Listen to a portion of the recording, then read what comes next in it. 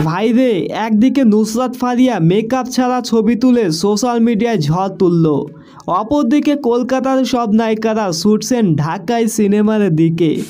এরপরে জানা গেছে শাকিব খানের সাথে সিনেমা করা থেকে দূরে সরে আসলেন দিঘি। অপরদিকে সাফা কবির আবার দোয়া চেয়েছেন যেন তার জন্য একটা ভালো বর পান। চারিদিকে এসব হচ্ছেটা কি, চলেন একটু বিস্তারিত আলোচনায় আসি।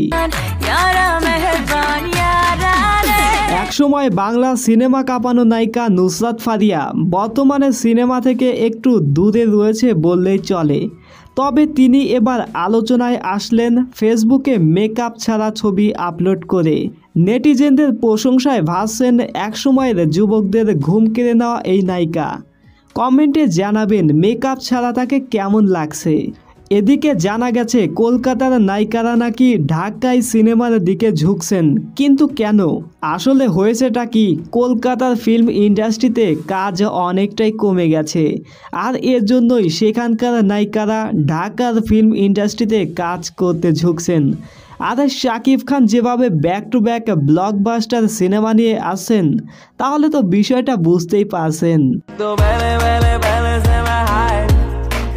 এরপরে ছোট্ট নায়িকা দিঘি এখন তো অনেক বড় হয়ে গেছে, শাকিব খানের সাথে নায়িকা চরিত্রে অভিনয় করবেন না, এ বিষয়ে তিনি সাফ বলে দিয়েছেন। দিঘি বলেন, এক সময়ে যাকে চাচ্চু বলে ডেকেছি তার সাথে নায়িকা চরিত্রে কাজ করলে বিষয়টা ভালো হবে না, তাই শাকিব খানের সাথে কাজ করব না। আচ্ছা, এসব বিষয় তো ঠিক আছে, এবার আসি সাফা কবিরের কাছে। বাংলা নাট্য জগতে অনেক পরিচিত মুখ সাফা কবির, যিনি একের পর এক দুর্দান্ত কাজ উপহার দিয়েছেন দর্শকদের। অনেক আগে থেকেই তার ভক্তরা তাকে প্রশ্ন করতে থাকে, কবে বিয়ে করবেন সাফা কবির? অবশেষে এই প্রশ্নের উত্তরে সাফা কবির বলেছেন, আমি আপনাদের কাছে দোয়া চাই, আপনারা আমার জন্য দোয়া করবেন যাতে করে আমি একটা সৎ যোগ্য ব্যক্তিকে আমার জীবন সঙ্গী হিসেবে পাই। সো ভাই ব্রাদার্স, আপনারা মন খুলে তার জন্য দোয়া করবেন যেন সে একজন সৎ যোগ্য ব্যক্তিকে তার জীবন সঙ্গী হিসেবে পায়।